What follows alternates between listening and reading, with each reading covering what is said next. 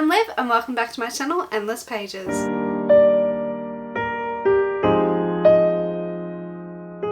Today's video is my reading wrap up for the month of June. In June I read 4 books and I had 1 DNF, but we'll get into the DNF. So yeah, it was a pretty busy month life-wise, so reading and filming and YouTube was kind of put on the back burner a little bit.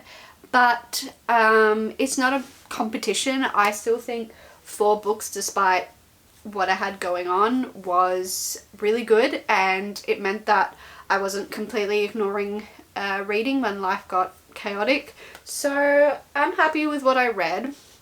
I read 2 books and I had 2 rereads, so I'm glad I at least had 2 new reads rather than just rereading for the whole month, but let's get into it. So we started off the month super strongly with Before You Knew My Name by Jacqueline Bublitz. This is a sensationally written book. Every page had this beautiful, profound quote. So really quickly, it's just about 2 women. Alice, who is an 18-year-old who has just moved to New York City with nothing but $600 and a stolen camera. Then we also have Ruby, here's a woman in her 30s. I can't remember exactly how old she is. She's 30 something. And she's just moved from Australia to New York and is feeling lonelier than ever. Then one day Ruby's going for a run and finds Alice's body by the Hudson River, and Alice becomes the new Jane Doe. So Ruby can't get Alice out of her head and feels like she has to, how do they describe it? They describe it better than me. Yeah, she's struggling to let Alice go until she gives her the ending that she deserves. And this book is really great because, I mean, I'm guilty of this too. When you're watching like a true crime documentary or reading about true crime, you really tend to focus on the killer and the, yeah, I feel like the documentaries tend to focus on their background and their story and their name rather, and then the kind of the names of the victims and their stories and their lives kind of get a bit forgotten in that fascination with the killer, or if you don't know who the killer is, figuring it out, or why the killer did what they did kind of thing. So this book is more about really putting the focus on Alice and who Alice was, and giving Alice, because she's a Jane Doe, giving her her identity. And most of the book is in Alice's perspective, and that's really confronting and upsetting at the start, but like not in a bad, yeah, like it's confronting because you're getting to know Alice and see her hopes and her dreams and her beautiful personality and just the kind and curious person that she is, and the little things that she loves in her life and her passions and the strength she's had to get where she is through the things that she's been through in her life. And that's really confronting to read about because you know she's going to get murdered. So that was like so beautifully done. And as well, the point that this book makes about Alice and Ruby, both in very different ways. I don't know how to pronounce this word. Placate men, and to keep themselves safe, they have to placate the men. If you know what I mean, like in these situations that they end up in, that they have to calm the men down, make the men feel better even though they feel unsafe in these situations, or that they are being taken advantage of or manipulated in these situations. They're the ones trying to calm the men down and appease the men, which is, yeah, it's really hard to read and see our characters go through this. And the idea of giving Alice an identity and helping Ruby take up space. I really love that expression of women taking up space. So that was really beautiful, and despite Ruby's character obviously being traumatized from finding a human body, I don't know, Ruby's going through some stuff mentally and in her love life, and it's all just, you know, impacting the other. And just to see her grow throughout this story, and her, I guess, find her own voice too, find her own purpose, find her voice in this relationship that she's in. And yeah, this book was absolutely beautiful. It's really confronting. I loved reading from Alice's perspective. She was a beautiful character. Ruby I was a bit unsure about at the start, but you just watch her grow, and you're with her for the bad times and the good times. This book is sensationally written. Like, the writing is what really got me. It was beautiful. These profound, beautiful quotes that I wish I could go through and just highlight this whole book because it was fantastic. I'm definitely gonna have to give this a reread and just I don't really usually have the urge to annotate, but this is a book that I want to go through and annotate because it was sensational. So I would recommend this book to everyone. 5 stars. It was sensational. I believe that the author is Kiwi as well, which is pretty cool, but she might live in Australia, I think. It's sensational. This book is beautiful, and the final line as well, which is like a spoiler, but it's beautiful, and the ending was just so beautiful and hopeful, yet sad. I loved this book. 5 stars. It was absolutely sensational. Almost hasn't beat out The Bear and the Nightingale for my favourite of the year, but I would say it's my second favourite read of the year because it's just sensational. So next up, I read All That's Left in the World by Eric J. Brown. I picked this one up because it was an apocalyptic YA story, but the apocalypse is not really the main plot. The romance is the main plot, and the apocalypse is just kind of a setting for that. So we have 2 boys, Andrew and Jamie. Jamie is living in this cabin. Oh, by the way, the thing that caused the apocalypse was a super flu, which was a little bit triggering. They do mention COVID in this book as well, which I wasn't ready for, and I don't like hearing about COVID. Like, I read to escape reality, not to be confronted with it. I hate it when TV shows bring, other than Superstore. Superstore brought COVID in well. But when shows bring like COVID into their plot, I hate it. I hate it. Don't remind me. I'm already living it. Anyway, so yeah, we have Jamie who's living in this cabin, and then Andrew stumbles across his cabin and he's injured, and Jamie's like compelled to help him because he's a good person. And then basically it's just their story from there. See, I don't know. I rated this book, what did I rate it? I rated it 4 stars, but I don't know. I feel like on reflection and thinking about what I was going to say for this wrap up, I might change that, to be honest. I feel like maybe it's more of a 3.5. I don't think it's a bad book. I feel like other people would rate it higher than me. I just think it wasn't a book intended for me because I don't like contemporary romance being the main plot of the book. And I was really excited to get into this apocalyptic world, and there was little snippets of that cool typical apocalyptic plot with the people you come across. Do we trust them? Do we not? Like, those aspects I really enjoyed, but there was so little and not really the main plot. The romance was. I think the romance was really cute. I liked them as a couple.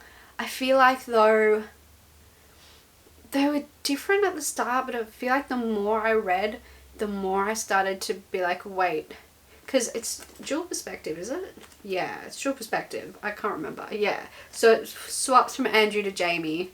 I just feel like they were like, the more the story went on, they became a little bit more similar, and I was just kind of struggling to see the difference between the two of them at times.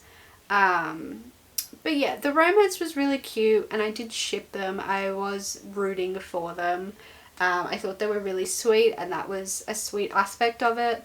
But I wasn't like blown away by it. I didn't put it down and be like, wow, that was amazing. I put it down and forgot about it. So I feel like maybe I'm gonna lower my rating to like 3.5 stars. It was a meh book. I was like, eh. So yeah, that's my thoughts on that book. It was a cute romance, but just not what I was looking for. Yeah. Then the first reread of the month, I'm continuing on with the Red Queen read along with the second book, Glass Sword. This is the second book in the Red Queen series by Victoria Aveyard. This is I think I've said before in another video, this is my second time reading this series, and it's been a long time since I've read it. It still stands up for me.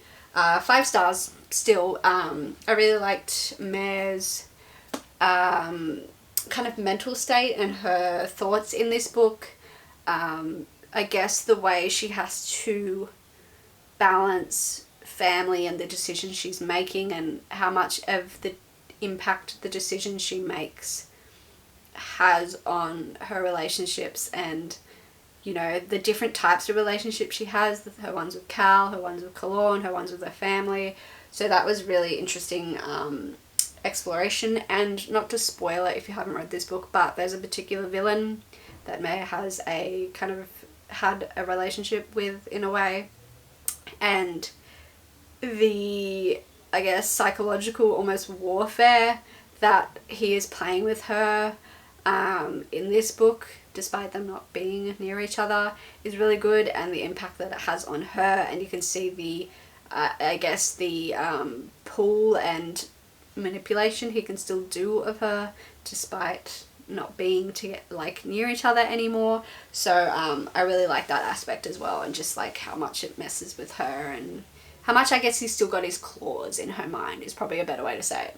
And the ending, I forgot how good the ending was. I remember when I read this the first time, I was like, oh my god, what an ending. So yeah, it's a fun, very fun, like cliffhanger-y ending. So yeah, I'm still really enjoying this series. I would still give it 5 stars. It's a good one. My second reread of the month was Gone by Michael Grant. This is probably the 50 plus time I've read this book, not even an exaggeration. It's one of my comfort reads. Yeah, I would still give it 5 stars. I haven't read it in a while, to be fair. Yeah, it's basically, I think I said this plot a million times on this channel, so I won't say it again, but I had fun. I forgot how dark this is for a YA, so I would recommend this book for older readers rather than young YA readers, because it's messed up. Yeah, it literally has like a warning on the back of the book. But yeah, I had a good time. It's a comfort read. I was in a weird reading mood and I wasn't wanting to pick anything up at this time, and I picked this one up and read it like really quickly, so it always gets me back in a reading mood. Okay, so now we come to the DNF. I am a massive believer of, if you're not enjoying it, DNF. Don't waste your time, don't waste your energy, pick up something you're really gonna love. I was contemplating not DNFing because I really wanted to like hate read it so I could give it a full hateful review on here, but I just physically would not let myself pick up the book. I was like, absolutely not, I'm not picking up this book. Yeah, so it's Hide by Kiersten White, and Ash from Ash's Book Adventures was also reading this at the same time as me. We found out because I tweeted about not liking it, and she was like, oh my god, I'm reading it too. And I was talking to her as we were reading it, and I was like, I really don't want to DNF it because I want to hate read it and finish it. And then Ash was like, I think I was on page like 70 at that point, and Ash was on page like 170 or something, and she was like, of like 300 or something, and she was like, nothing's happening. And I was like, how is nothing happening? Oh no, of 230 pages. I was like, how is nothing happening? The plot has started at like page, you know, like 50, 60-ish. How has nothing happened if you're that far ahead of me? So I was like, you know what, I can't do it, I can't finish this book, so I DNF'd it. Basically the plot is like they enter this like hide and seek competition, and then it's not what they seem, and then like the contestants start going like missing, and it's a bit more sinister than they thought. I hated this book. I've got up to page, yeah, I literally stopped at page 100 because one night I was like, I'm gonna get up to page 100, and then I never picked it up again. So this book is so poorly written, I cannot believe it. First of all, number one, the characters are so shit. Oh my god, like, the way I would compare it is, imagine you're watching a super cheesy, corny, teenage, high school, like, drama show, right? When you have, like, an exaggeration of every American school stereotype. Imagine that, but in this setting. So, one of them's, like, a YouTuber. So, it's, like, almost like if the YouTuber character was some, like, boomer being like, oh, these YouTubers, they're all the same, and writing this stereotypical attention hogging, constantly on their phone, constantly filming, like really up themselves, and you know, that really stereotype. And I'm sure we know there are YouTubers like that, but it was like almost like a caricature of a character. And then we had one girl, like we had these stupid characters that wanted to enter the hide and seek competition. You win a cash prize because they wanted to win, because they wanted to get to know the creators of this hide and seek. It's like a big company, and they wanted a job. So she like came into the hide and seek competition expecting to meet the owners of the company, and she came in like a job interview outfit, and it was so strange. The characters were so weird. The main character was like, I guess, had a little bit more depth to her. They tried to make it look like the characters had depth and like slowly gave them like a little bit of a background, but I was like, no, this doesn't make up for anything. This is not depth. She had a little bit more depth, I guess, with her background. But then again, she had this annoying, like, I'm better, and didn't say it, but it was almost, it's how she felt. I'm better and smarter than everyone here. I know more. I'm smarter. I'm better. So that was really annoying to read. There was kind of a cute thing with a love interest, but I didn't care that much about the characters that I wanted to root for that. The characters were dumb and stupid and not even, like, if you write a book that's set in the real world and make these the most unrealistic humans, like, there's not any humans that are like these characters, and it was just so painful to read. And then I didn't read enough to really get into the plot because I just couldn't do it. But slowly they're starting to realize that something's not quite right in this game of hide and seek. And like, I get that you have to build into the story and you can't just do it day one of the competition. They know something's not right, but you're just reading of them hiding all day, and it's so boring. I slowly started to get into them, like hearing noises and people are vanishing and they're finding like, you know, weird stuff around where they're hiding, but I couldn't get through it. If Ash was saying nothing was happening on page 175 and I was on page 100, then I was like, what's the point? If anyone's read this, or actually I might just message Ash and be like, what was the ending? Because I'm very curious about how it ended. So hopefully we get to see Ash do a rant review, because I know she didn't like this book either. It was really bad. It was so poorly written. The characters were shit and like unfunny and so painful to read from. I haven't felt this much hatred towards a book in so long. This will be getting it thrown in the bin. No, it won't. I will be donating this one. I don't want it on my shelves. It's horrendous. And so shit. I'm glad I didn't pay full price. I'm glad I got this from Big W because it's shit. So that was my very strange reading month. We had 1 5-star in Before You Knew My Name. We had the 2 rereads, Gone and Glass Sword, and then we had the, what I'm saying, maybe 3.5 star read of For All That's Left in the World, and then the DNF of Hyde, because that was shit. So yeah, an interesting reading month. I will see how next month goes, I guess. Let me know in the comments what was your favourite or least favourite read of June. Well, as always, all my social media links are in the description below, and I will see you in whatever the hell I post next. Bye!